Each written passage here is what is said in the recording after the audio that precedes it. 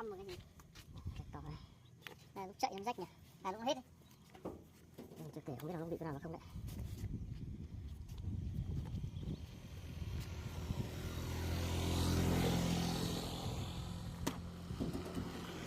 Rách cái chân lúc chạy cắm tường. Đó, 2 lốt vào tướng. Được bịa đấy à. Mà lốt đấy là bị trước rồi. Thì phải đá nhất nào. Cái này soi này.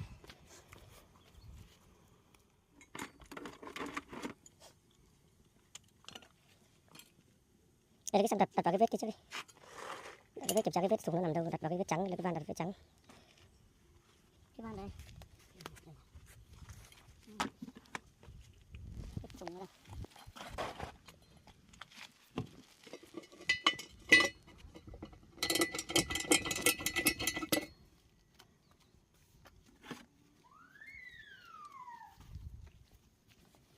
Nó đá vào tướng. Đi đá. Dựng lên. Dựng lên. Đá này đó. Đây là cái lót này. Đây, 2 lốt gần nhau này. Tôi nó lót rồi. Đây, hòn đá nó vẫn lòi đây. Lót đá. Đây, thấy không? Đây, đứng 2 chỗ này luôn. Cái súng cũ.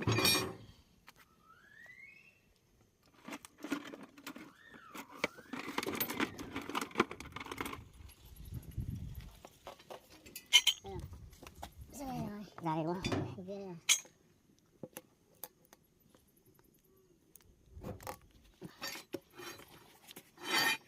Cậy rộng cái này vẫn chưa ra đây, đang đây. Đấy. Đây, sản phẩm này. 2 viên đá 2 chỗ luôn. Nó nhét vào cái chỗ trước này ấy nó cắm á. Nhét vào đúng chỗ đấy luôn. Gậy cho nó căng ra nhỉ. Bậy cho nó căng ra. Đặt cái nằm xuống, cậy cho nó căng ra. Càng ghét càng làm dễ.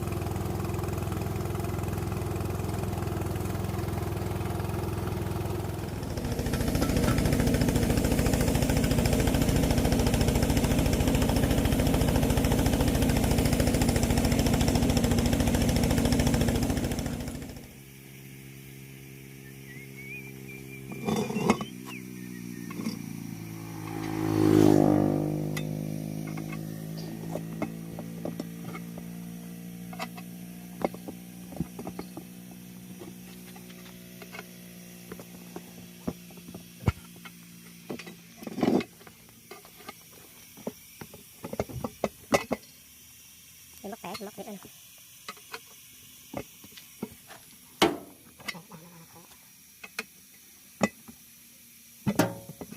Đừng có bóc cái này.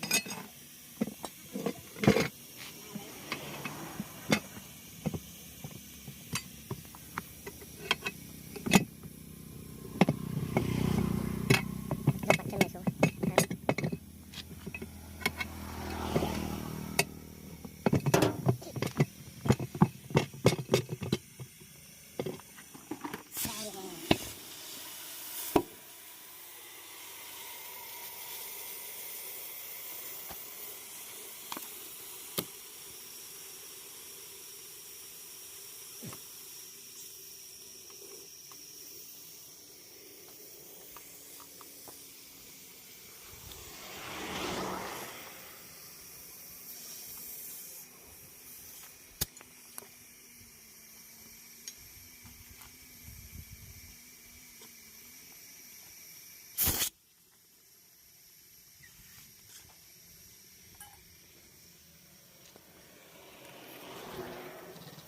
Thì cái đấy thì trong nốt không sợ. Thì đốt.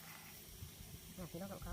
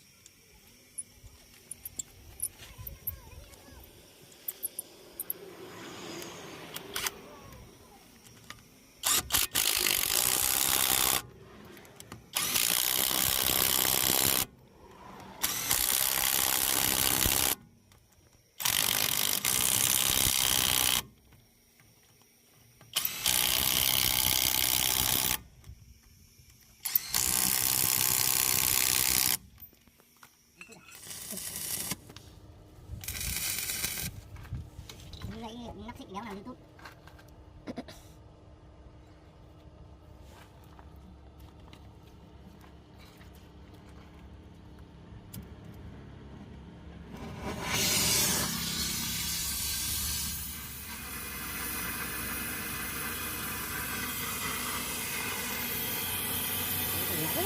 Là cái đất từ dưới luôn.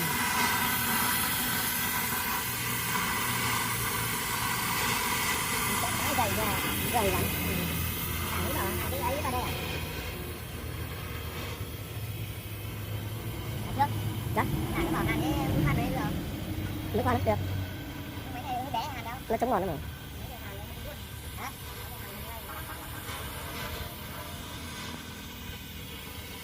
Mấy em mới to à? Mấy hàn em rồi to hơn đó. Nó lớn hơn. Đấy là được. Này chỉ đi sửa.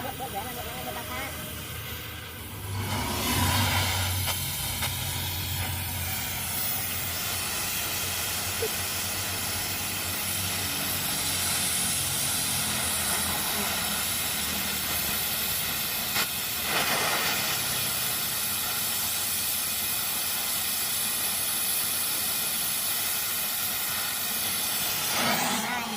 Thì của mình đây nó bung vẽ mất cái lắp kìa.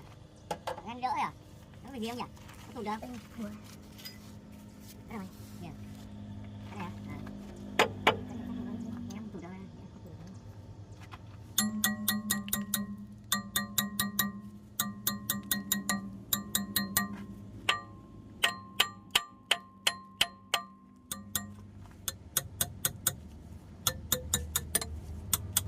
Ra đây.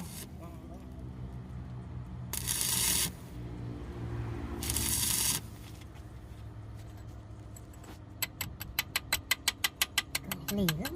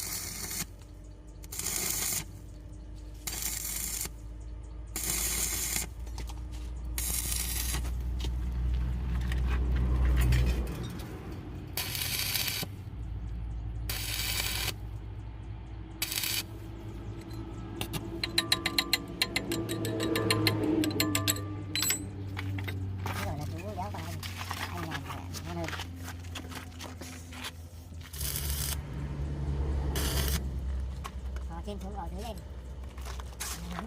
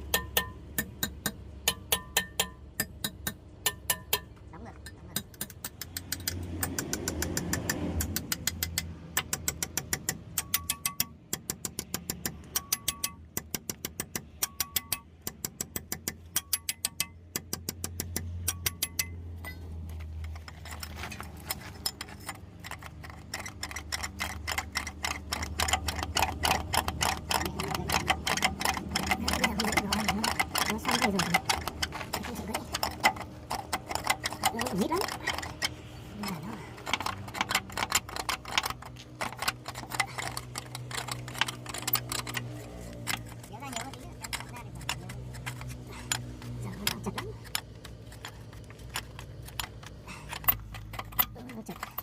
Nóng lên ai da. Vừa kho. Đưa cái đẩy xịt cho phát. Nhẹ này. Hết mẹ.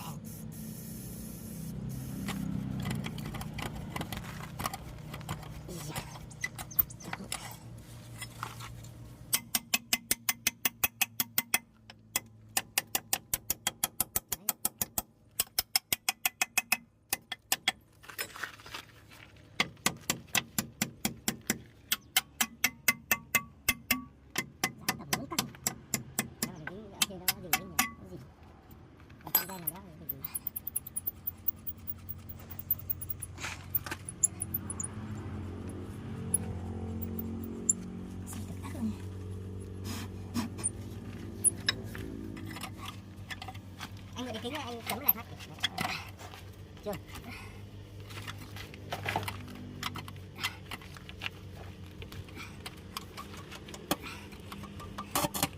Dứt lần này. Đùi ra nhé, không có sơ gì nào. Đâu.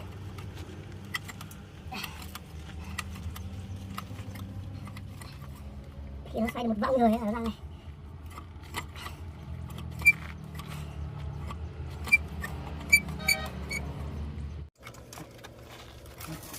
Nhẹ ngay.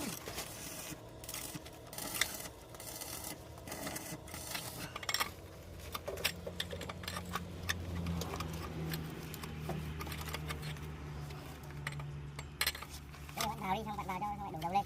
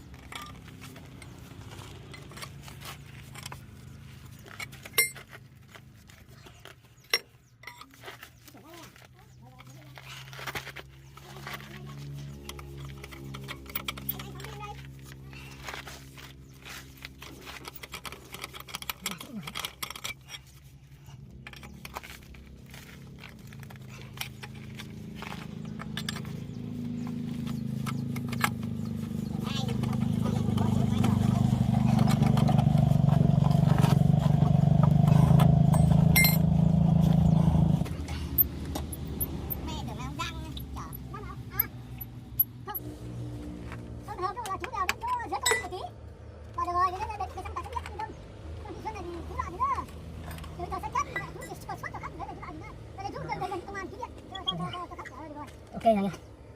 Nhớ phải ốc về sao. Đấy, nó ngắn này thôi mà nó. Được mà nó dã man. Tinh thần là con này là đi. Anh vặn là chưa chuẩn. Đổ dầu đen đúng không nhỉ? Con đấy được rồi. Không đúng à? Đúng chứ đấy. Nhưng mà con này nó gãy ra, nó mất ốc.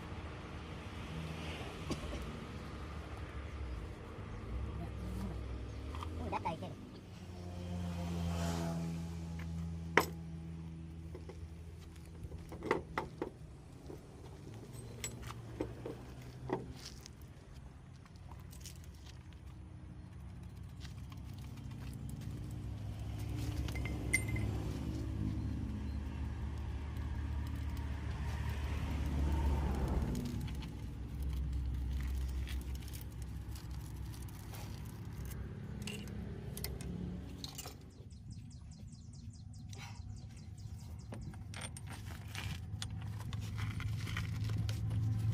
Chặt.